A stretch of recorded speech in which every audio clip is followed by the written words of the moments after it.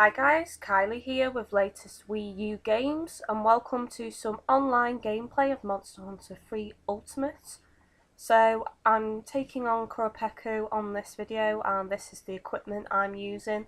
This is post commentary guys because I did actually record the Skype call, however I had the settings incorrect and so the other players that were talking were really low while I was really loud. So this commentary isn't going to last the full length of this video. I'm just going to talk about a few things. So Qurupeco is known as the mimic monster and it can mimic other monsters' calls and they will come to the area in which you are fighting, not necessarily to aid Qurupeco because they will also attack Qurupeco as well. But obviously they make the fight more complex since they go after you also. The way to stop it doing its mimic cry is if you've got sonic bombs, when it's doing its cry where it puffs up its chest and it lowers its head and moves it left to right, throw a sonic bomb at it and that will disturb it doing its cry and it'll actually stagger or stun it as well, so that's pretty handy. So I'm using dual blades here. I'm really favouring dual blades on this game. Surprisingly, I've not been using longsword that much, if I'm being honest. I would prefer to use it a lot more.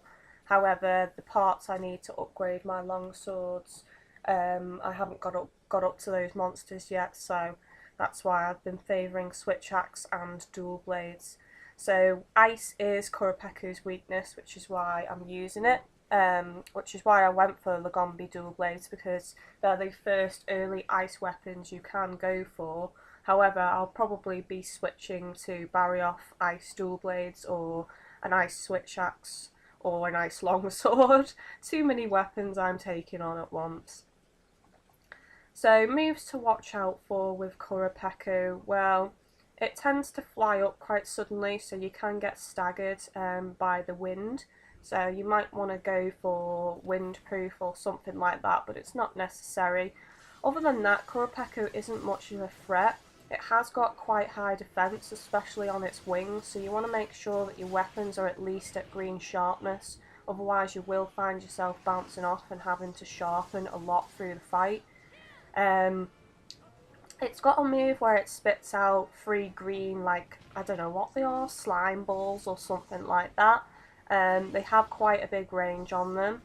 It has a move where it slaps its wings together and it jumps forward 3 times and follows one particular hunter that it's locked onto, but it also has the same move where it'll slap its wings together, create fire and jump backwards, and that backwards one can be pretty sudden guys, so you need to watch out for that. But you know, I had no trouble using this great Jagai armour against Qurupeco, fully upgraded, even when I got hit by the fire attack, so it's nothing too much to worry about as long as you don't get hit constantly. So you can actually tell what monster Qurupeco is calling into the battle once you get used to the cries of the monsters. On this quest it would either have ended up being Blue Bear or Rathian, but on this particular video it ended up being Rathian, which was one of the first times I've seen Rathian on this game, and she looks absolutely gorgeous, I have to say. Really vibrant colours. I mean Qurupeco as well, really vibrant colours. Now parts you can break on Qurupeco are its wings, and you can also break its beak. The beak gives quite rare drops, and it'll also drop shinies as well, so it's worth picking up those shinies on the floor. You do need some rare drops from Qurupeco to make the full set of armour to begin with, which is actually the armour I was going for at this point, which I've already made by now. However, it's took me a while to upload these videos. So, as you can see, I'm playing with 2 other players here. I'm playing with H8H2, which is a friend of mine called Mark, and I'm also playing with Rathuto, which is my brother called Shaun. Mark tends to favour using lances. He doesn't really deviate from that weapon at all, while my brother uses greatsword and also has been using bow. Whereas me, I'm just like pretty much all blades, longsword, dual blades, switch axe, sometimes sword and shield, and I do want to try and get into greatsword as well. So if you're finding Qurupeco difficult, I'd just say maybe get a slightly better armour than Great Jaggi or the Blue Bear, because they're normally the first armours that people tend to go for. So if you're struggling with Qurupeco, I suggest getting a slightly stronger armour than those and fully upgrading it to the best that you can, and then you shouldn't struggle too much. Just take your time with it, because it has got the tailspin attack as well, which it can also do quite sudden. That's something I'd like to say about this game, guys, as well, that the movements of the monster seem a lot more fluid compared to Try. Like, particularly, I'll just briefly touch on this, Lagiacrus. I've noticed that under the water, there's not a delay between its movements now. Like, usually when it would do its charge attack and then it could turn around and charge at you, there'd be a slight delay, so you'd have a lot more time to dodge. However, it seems that that delay is no longer there, and the movements are a lot more fluid and a lot more faster flowing from one another, so it's something to watch out for when fighting the monsters on this game.